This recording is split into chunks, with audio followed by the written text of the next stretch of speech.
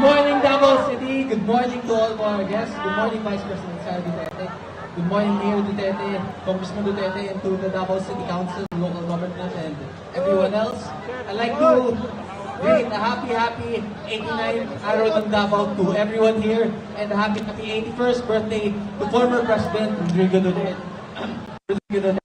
To everyone here, have a great day. Enjoy despite the geopolitical situation. Alam natin ang daming problema ng bansa natin ngayon, but we still have time to celebrate our successes and to celebrate the success of this beautiful city.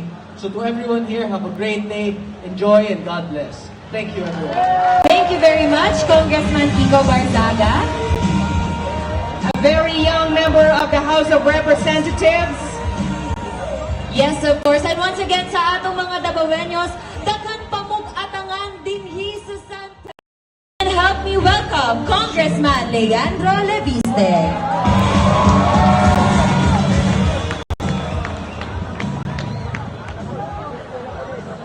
Vice President Inday Sara Duterte, Mayor Baste Duterte, Vice Mayor Rigo Duterte, Congressman Sid Ungap, Duterte, Congressman Harold Duterte, to the whole Davao City Council, to all of our other special guests, and to, of course, all of the Davaoeños.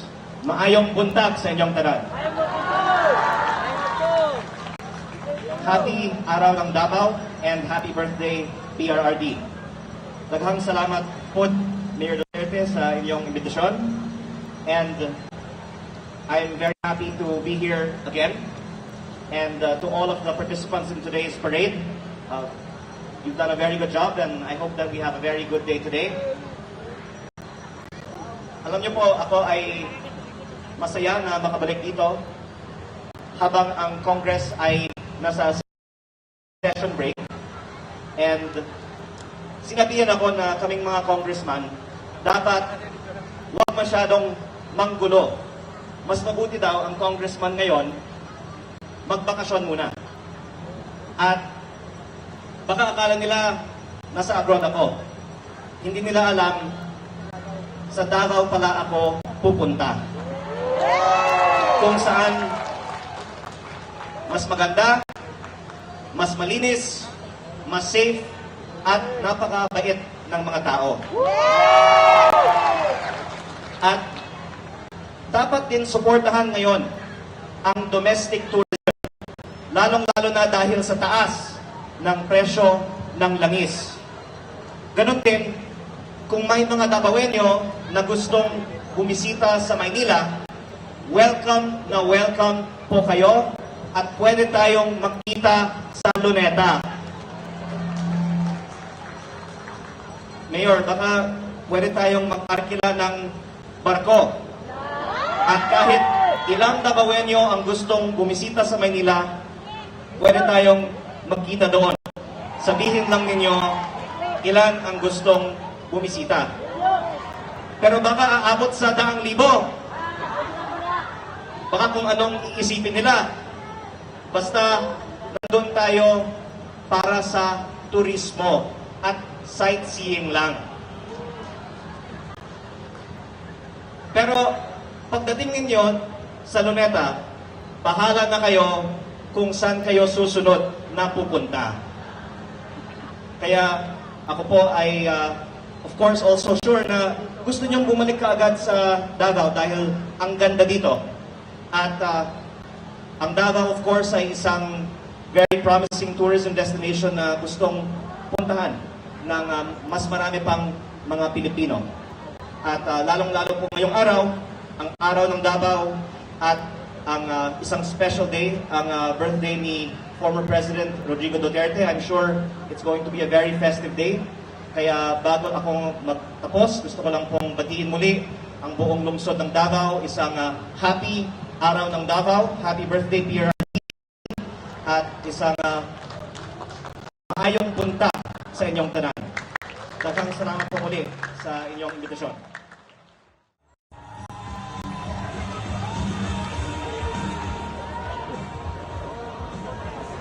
Matayo Davao!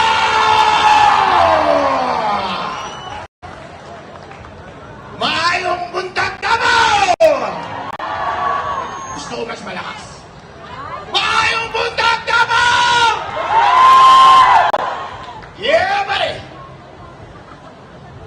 araw po sa inyo lahat. Ako po si Atty. Harold Expicio, Vice Mayor ng Reyna Mercedes Isabela.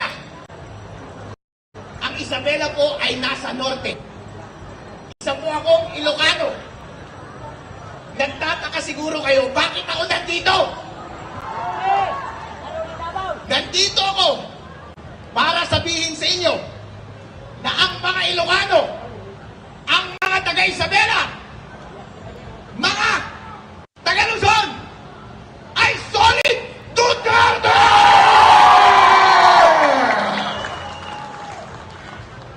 Sinasabi ko po sa inyo, sinasabi ko kay VP Sara, mula sa aming bayan, at sa aming isla at sa aming probinsya, mahal po kayo ng mga Ilocano. Totoo po yan. Hindi po ako nang bobola. Dahil po, kahit sabihin nilang maraming nagmamahal kay BBM, hindi ibig sabihin na hindi namin mahal si Sara. Dahil sa totoo lang po, nung tumakbo si VP Sara at si BBM ng sabay, noong nakaraang eleksyon, tuwang-tuwa po kami. Bakit po? Dahil ito na po ang pagkakataon na ang kanilang masamang nakaraan. Pero BBM, ano ang ginawa mo? Sinayang mo! Instead, nilagin mo ang pangalan ng iyong pamilya. Nag-double down ka pa sa pagdanakaw! Instead na suportahan mo ang nagpanalo sa iyo bilang presidente, ipinahuli mo ba ang kanyang ama sa mga dayuhan? Wala kang utang na loob!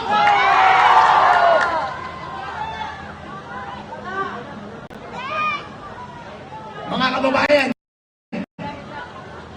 ito po ang tinanong ko sa inyo. Gusto nyo ba umuwi si President Rodrigo Duterte dito sa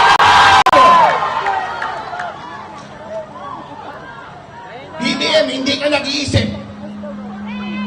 Mas inuna mo ang iyong pinsan na si Tambaluslos. Isa kang tanga. Gusto mo ba na kapag president na si Bibi Sara ay kayo namin at ang iyong buong pamilya? Mga walang iya kayong mga senador at mga congressman, gusto nyo bang makulong din kayo?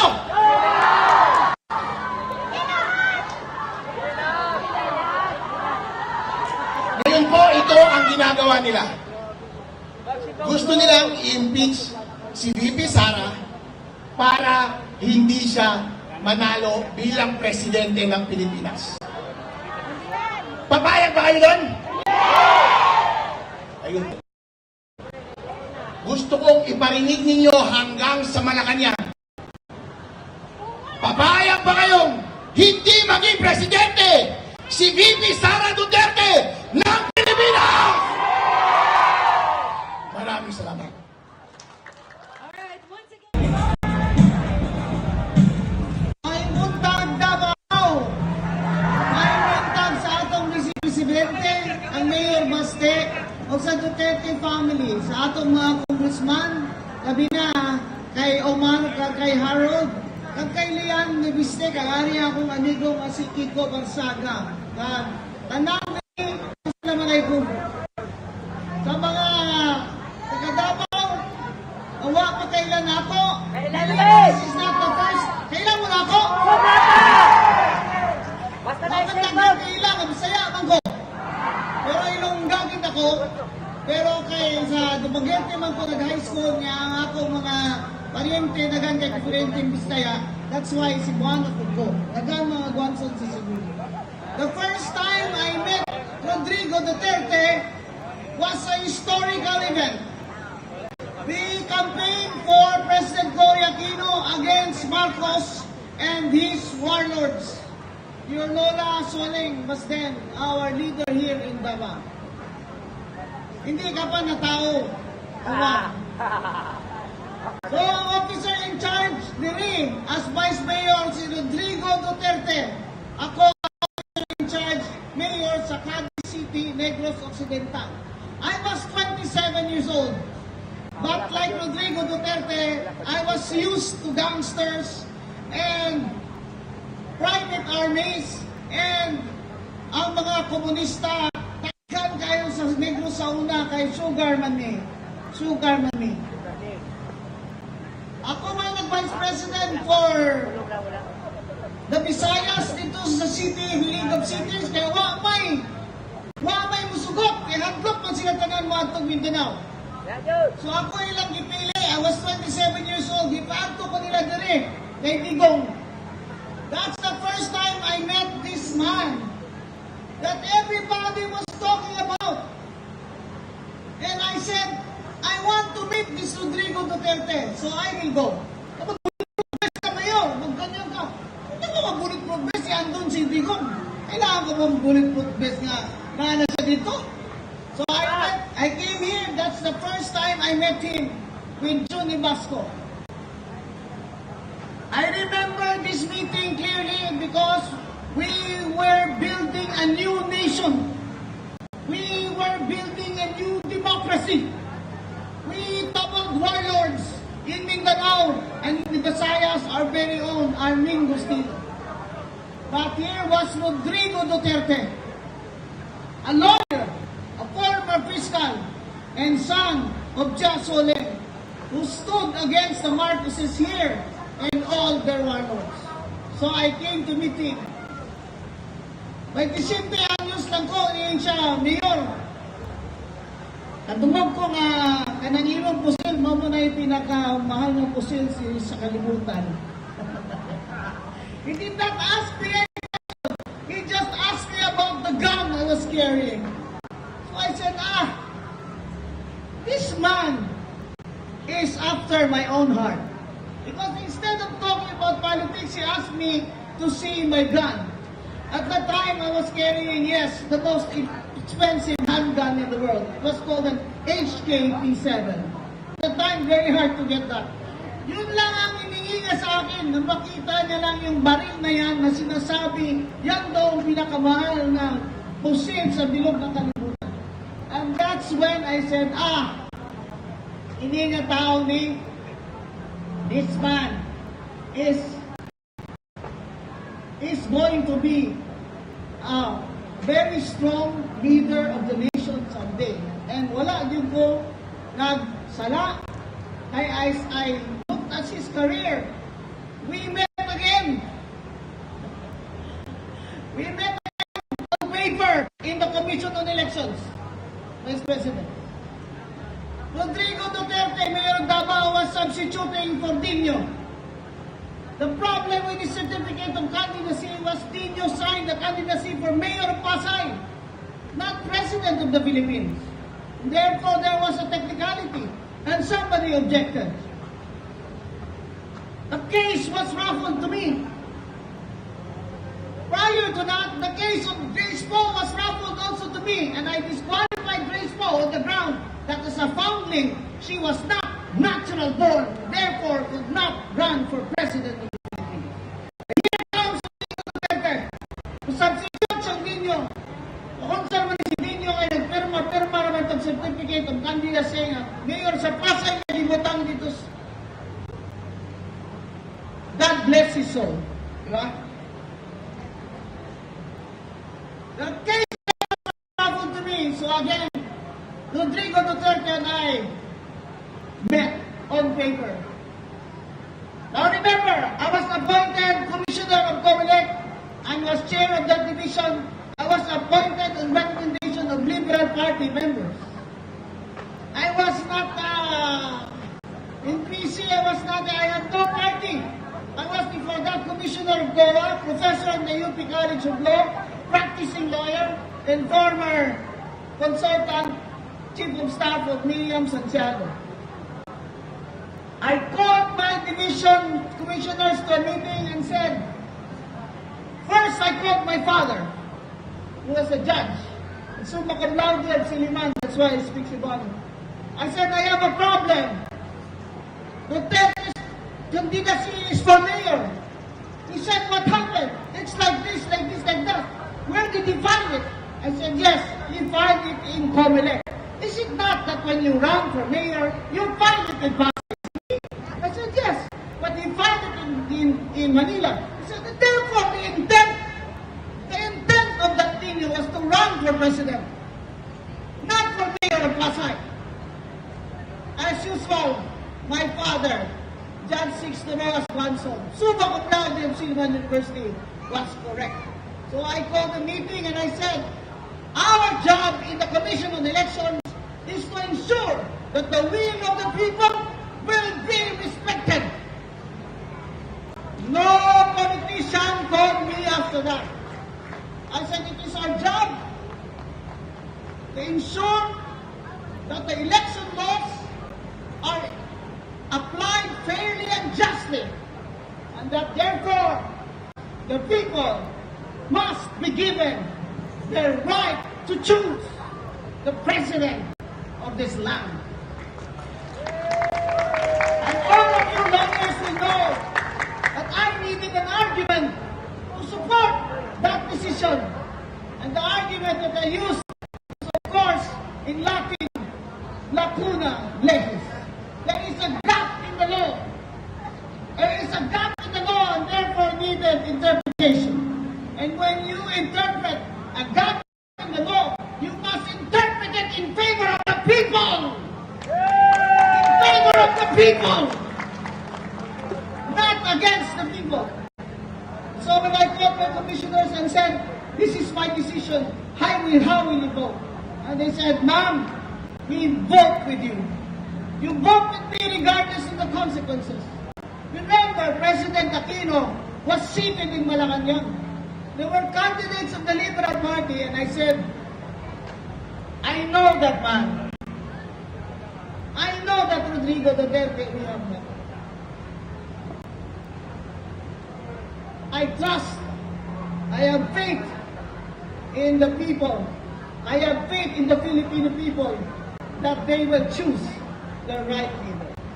And that, my friends, is the reason why I'm here. And on a final word, I have to tell you, bakit si Rowena Guanzon niya dilawan mo na? Dilawan mo na! Ano yung tao mo rin ako ang siging sabag-sabag natin? Kung saan dilawan mo na, walang katulduan mo kang Bibi-Sara karon. Ayaw na yun si Bibi-Sara. Ayaw na lang nagisgutan kay karon ang kinahanglan mo daog yun si Sara for president! Kung dilaw ka, kung pulaw ka, kung pink ka, kung blue ka, kung sa wala na minimo ka akin. Wala kami ka akin sa inyo. Upot na lang kita dinitanan kay Sara para sa atong puso. Kahit kung hindi si Sara Duterte ang magpresidente, walang mananagot. Kaya si Rowena Guanzon magsasara Duterte. Kasi Sara Duterte lang ang presidente na kung siya ang manalo, may mananagot. Ilang taon ka, sa tiyan pa lang nanay ko, 67 years old ako ngayon. Politiko na ako. November na nanay ko, 33 years. Wala pa ako nakita ng gobyerno na ganito. Puro kapag nanakaw. Nakawatan. Ang kailangan ng Pilipinas, reforma. Zero corruption. Zero tolerance. That is why this early, I already commit my support to you, Vice President Sara Duterte. Whether I run for senator or not, I am going to campaign, as I am campaigning now, for Sara Duterte, who will be the next president of the Philippines. At sa mga Bisaya, mga Ilonggo, mga Waray, sa Visayas, walo na makamutanan, na ang Negros Occidental, wala yun ang Marcos ever since because i-bankrupt niya during martial law. My family, he confiscated our electric plant. All families were confiscated. ang sugar, monopolize ang sugar trading.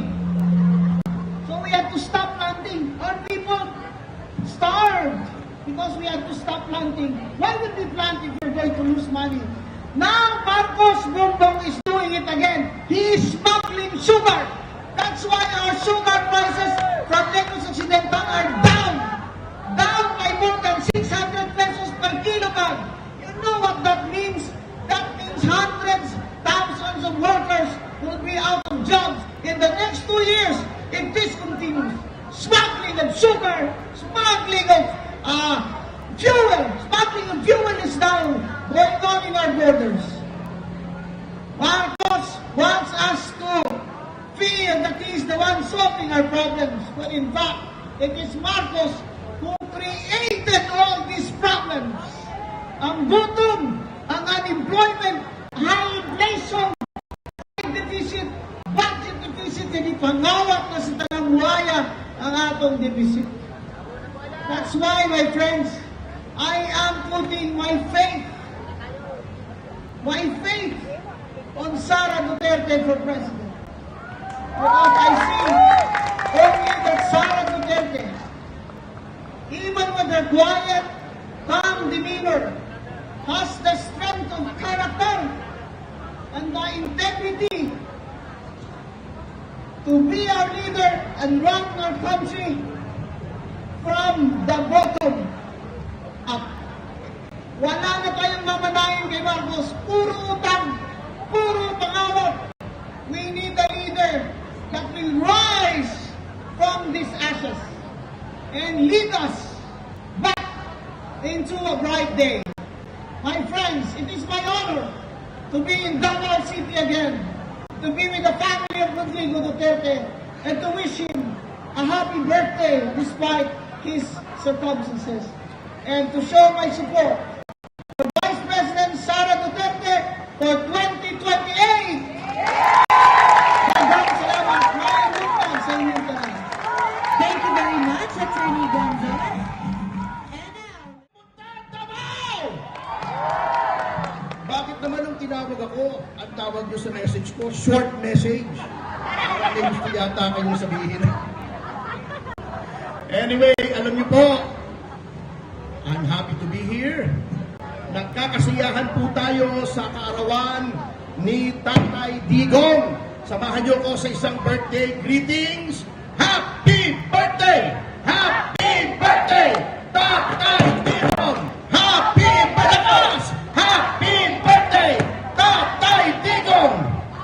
Ngunit sa gitna po ng ating kasiyahan ay nagluluksa po tayo, kaya kung makikita niyo po may mga tao dito na nakasuot ng iba.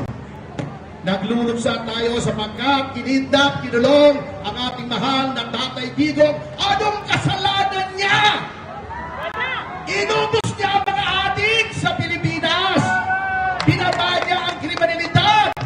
Nilabanan niya ang korupsyon. Siya ang nakakulong.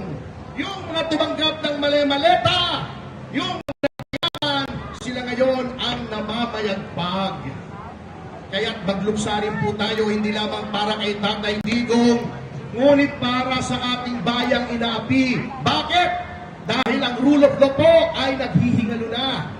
Yung Blue Ribbon Committee na dapat siyang nag-iimbestiga ng anomalya, nung palapit na sa pintuan ng Malacanang ang investigasyon, pinalitan si Marcoleta, nilagay ang isang senador na walang bayad. Ayaw imbestigahan, puro cover up. Siya na ang nagiging defense lawyer. Yung ating ombudsman na pinakahuling sumbungan ng anomalya, sinong nilagay nila? Tuta ng Malacanang! Ipinilit! Binraso! Kitang-kita! Tutang-tuta, puppet na puppet nila. Ang ating mga mambabatas na dapat sila nagsasabi ng tinig ng ating mga taumbayan, the House of the People daw. Siyempre, hindi kasama si Congressman Ungab doon sa mga ungas. Itong Ungab, yung marami doon ungas. Anong ginagawa? Sa gitna ng krisis, anong inaatupag? Impeachment! Hindi lang impeachment. government, yung rule of law, nabaluktot. Katulad yan, si Luistro, si De Lima, papangit ng sinasabi. Magaganda naman sila, di ba? Lalo na si De Lima, kaya nga, ang daming naloko sa kanyang lalaki. Puro pagbaluktot ng batas. Hindi naman, wala naman sa saligang batas ginagawa. Anong gusto nila? Para sira ating pangalawang Pangulo. Yang sisidad niya, tabingi! Ang katuwiran! Hindi pa tapos eh. Kaya tayo po, huwag tayong matatakot mga kasama. Solid tayo dito sa Davao at I assure you, kita niyo yung mga nandito, Congressman Leviste, Batangas, Cavite, ang pugad ng revolusyon, Kiko Barsaga, nandito ang Duterte Youth Party List, Harold, Respicio, Ilocano, nandito si Atty. Vic Rodriguez, nabismaya rin sa corruption, sa Marcos administration, humiwalay na, tumiwalag na sa kanila. Tayo po ay solid at alam niyo po, sana lang, ito lang ang pagtatapos ko. Sana, alam niyo iba po sa ating mga kababayan, kaya hindi lang gugulo. Sila po ay may pinanghahawakan sila na sa 2028 ay naman ang tunay na pagbabago. Pag tinanggal nila yan, pag dinisqualify nila ang pangalawang Pangulo para tumakbo ang Pangulo, maghahalong balat sa tinalupan, sila na ang asahan. Yan, inciting to sedition na naman ang kaso ko dyan. Dadagdag. At bilang panghuli po, mga kasama, huwag po tayong pabubudol. Nabudol na tayo doon kay Pangulong Marcos Jr. Nabudol na tayo kay Rizon Tiberos na inendorso ni Vice President Sara. May mga tao po dyan, nagkukunwari, Duterte daw sila. Tingnan yung history nila. Ano sinasabi nila noon laban kay Pangulong Duterte? Ano sinasabi nila laban kay VP Sara? Pinahirapan nila ang Duterte Youth Party List. Pagkatapos, magsisiksik dito, Duterte daw siya. Wow naman. Wala akong sinasabi, ha? Wala akong sinasabi. Hindi ako magbabanggit ng pangalan. Pero, magpakatatag tayo. Huwag tayong susuko. Huwag tayong pabubudol. Sa 2028, magsama tayo sa tagumpay. Ito po, si Atty. Ferdy Topacio, matapang na tao. Walang kinakatakutan, asawa ko lamang. Maraming salamat po! Mabuhay ang Davao! Mabuhay si Presidente Duterte! Mabuhay ang susunod na Presidente Duterte! Mabuhay ang Pamilya Duterte! Mabuhay lahat ng mga bayan lumalaban sa mga api! Mabuhay po tayong lahat! Maraming salamat! Thank you very much, Attorney Topacio. And now, ladies and gentlemen, after hearing from those messages from our guests, let us now go back. Sa France ka pa galing talaga, ma'am? Taga Paris? The City of Love, tapos taga Davao. May pamangkin ka ba na single doon sa inyo? Wala? Wala, taga Davao ako pero nagtrabaho na ako sa Paris. Okay. Ilang taon ka na sa Paris, ma'am? Mga 19. 19. May brow, mozaw. Di ba? Mga yan, may brow. Madam, mozaw. Taga Davao, man siya. Hello! Hello! from Geneva, Switzerland! Ito live to, ma'am. Hope you like it. Thank you. I appreciate it. Thank you, ma'am, sa t-shirt. Hindi ko na ang sasabihin Grabe, oh, dito mga sa harapan daming na tao, guys. maraming salamat dahil maraming sumusuporta kay Duterte. At hindi natin siya makalimutan dahil hanggang ngayon hindi pa siya nakalabas. Ang kailangan natin ay prayer para sa kanya. At hindi natin siya makalimutan hanggang kailan. Okay, yun lang po ang aking masasabihin. Mayroon pong makapagsalita. Ma'am, you're a part of... Ang association is United Filipino Global Paris France. Grabe yung bulaklak nila, ma'am. Mabuhay ang taga Paris! Maraming taga Paris. Ang aking mga kasamahan ay nandyan ngayon sa taga Paris. Kung pwede ba sila sila susunod, kasi wala silang picture dito. Sige, ma'am. Hi to Pisanya family. Hi Floyd, Lima. Hi everyone. Salamat. Ito na makita yung ano.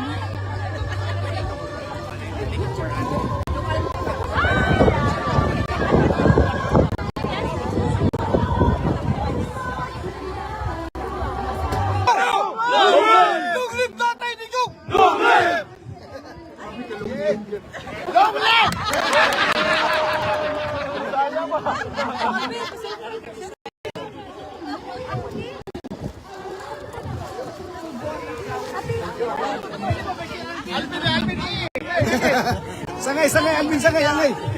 Shoutout sa, hindi mo dapat magstorya mga Ay, shout out!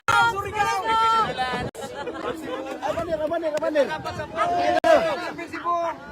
Ramanir, pakita. Surigaws! Tatay Digong! Ramanir. Happy birthday, Tatay Digong! Happy birthday! Long live Siargao! Yes. Long live Siargao! Long live Claver! Long live Red Light! Long live Danang City Cebu! Hi girlie. Shout out sa Pasita Chapter. Long live Netherlands! Shout out din mga kapat sa Long live City of Naga! Sa Pasita Chapter! Yes. Narita na diri! Long live San Vitay Nuburan! Long live Ayong mga waray! Long live City Chapter! Long live! Si Boskipron sa Kausawa, nasa Cebu!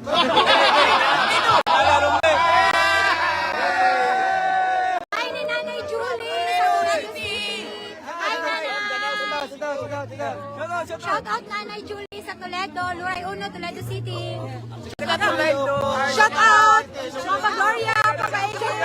Shout out! Shout out sa kumama! Sa kumama! Shout out! Shout out! Oy, sikat na to! Ano ako sa TV?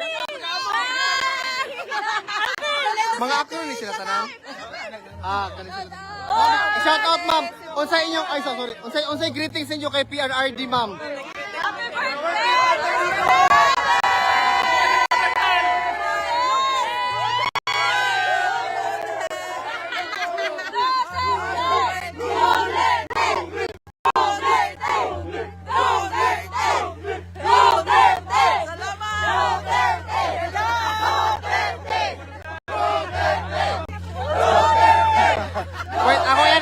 Wait lang. Ako yan na be.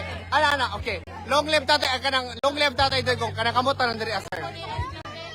1, 2, kani kay kuha mo tanan.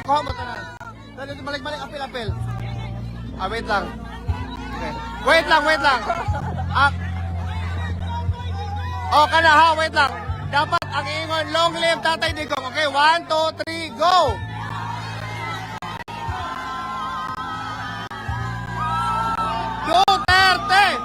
Duterte!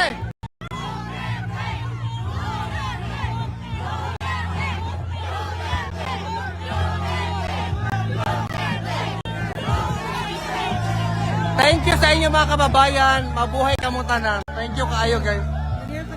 Sorry ka. Hello, thank you kasi. Thank you. Hindi na ako mabutang sa kumbag.